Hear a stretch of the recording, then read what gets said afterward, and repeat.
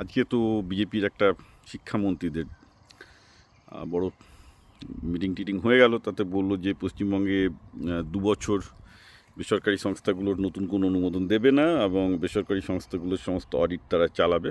বেসরকারি সংস্থাগুলোর শিক্ষা সংস্থাগুলো অডিট চালানো খুব ভালো সিদ্ধান্ত, কারণ তৃণমূলের আমলে টাকা দিয়ে সব কিছু হয়েছে। অতএব কোন সংস্থা ঠিকঠাক চলছে না, বিএড কলেজ থেকে শুরু করে সমস্ত কলেজগুলো কোনটা ঠিকঠাক চলছে, এগুলো সব কিছু দেখা উচিত। There no doubt it's a very good decision.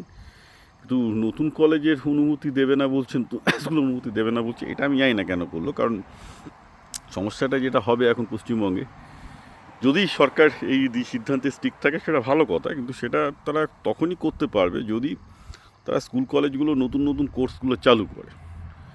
ধরুন, আমি বলছি কি নেগেটিভ দিকটা হবে, ভালোর দিক নেগেটিভ দিক আমি দুটোই বলছি। ভালোর দিকটা হবে যদি সরকার স্কুল কলেজগুলোতে অত্যাধুনিক কাঠামোর সাথে সাথে অত্যাধুনিক সিলেবাস, শুধু কাঠামো দিয়ে তো কিছু হয় না, কাঠামো খায় না মাথায় দেয় শিক্ষাতে।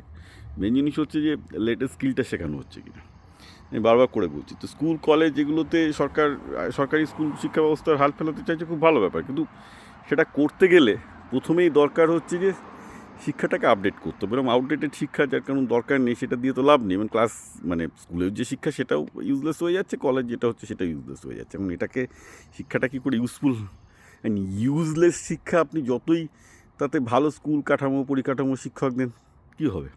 আলটিমেটলি 0 মাল্টিপ্লাইড বাই n = 0 হয়, রাইট? তো লাভ নেই। সুতরাং স্কুল যতক্ষণ না পর্যন্ত নতুন সিলেবাস, নতুন এমপ্লয়েবিলিটি এগুলো নিয়ে চালু না করছে, স্কুলের পায়খানা বাথরুম ভালো করা দরকার। আমি বলি এটা দরকার। কিচেন ভালো করে কি কিছু হবে? যেখানে যে জিনিসটা খাবারটা পরিবেশন করছেন তারই কোনো নিউট্রিশন ভ্যালু নেই, হবে না। তো ওটাকে আগে দেখতে হবে। এবার সমস্যাটা কী হবে যে পশ্চিমবঙ্গে বেসরকারি কলেজগুলো বা বিশেষ করে ইঞ্জিনিয়ারিং কলেজগুলো কেন এসেছিলো? একটা সময় ছিল যে বেসিক্যালি সবাই সাউথে চলে যাচ্ছিলো, কারণ সাউথ ইঞ্জিনিয়ারিং কলেজ হচ্ছিলো, লেটেস্ট কোর্সগুলো দিচ্ছিলো, সবাই সাউথে চলে যাচ্ছিলো, রাইট? এখনও যাচ্ছে, এখনও কেআইটি ফেআইটিতে প্রচুর লোকজন যায়। তো এইবার ব্যাপারটা হয়েছে কি যে প্রাইভেট ইঞ্জিনিয়ারিং কলেজগুলো কিছু না হলেও ওরা নিজেদের মতো করে কোর্স ওয়ার্ক, নতুন কোর্স ওয়ার্ক, হ্যান ত্যান, প্রচুর ফ্রডও হয়, কোনো সন্দেহ নেই, কিন্তু অ্যাটলিস্ট যেগুলো একটু স্টেট অফ দ্য আর্ট, তারা কিছু কিছু আধুনিক কোর্স ওয়ার্ক অনেক আগে চালু করে। এটা করে ঠকায়ও, সবসময় যে ভালো করে তাও বলবো না, ঠকায়ও, কিন্তু যাই করার চেষ্টা করে।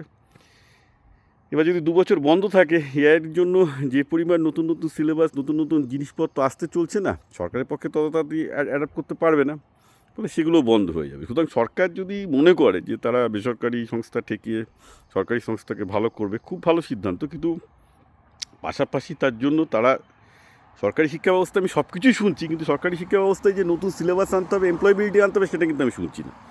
কিচেন ভালো করতে হবে, বাথরুম ভালো করতে হবে, পোশাক ভালো করতে হবে, বিল্ডিং ভালো করতে হবে, ইটস অল গুড, কেউ অস্বীকার করছে না, কিন্তু আসলটা যে সিলেবাসটা বদলে এমপ্লয়েবল করতে হবে, ছেলেমেয়েগুলো যাতে চাকরি পায়। আরে বাবা, চাকরি ছাড়া তার কোনো কিছু নেই, এটা unfortunate truth of the matter. যেটা পড়ছে দুটো যাতে চাকরি পায়, যাতে একটু ইনকাম করতে পারে, সেইটা কিন্তু অ্যাবসেন্ট, এখনও অ্যাবসেন্ট।